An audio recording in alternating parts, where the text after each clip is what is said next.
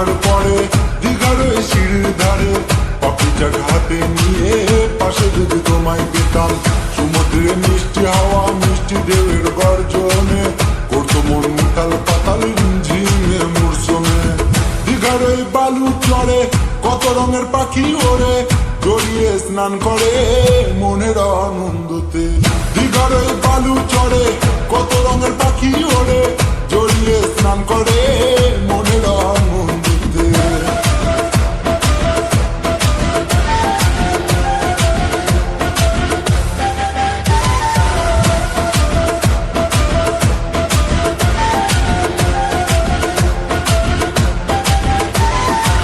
বুম্বাদার শহর দিয়ে যেতে হয় ভ্রমণেতে, মনেতে বাজনা বাজে দেখা হবে বলে।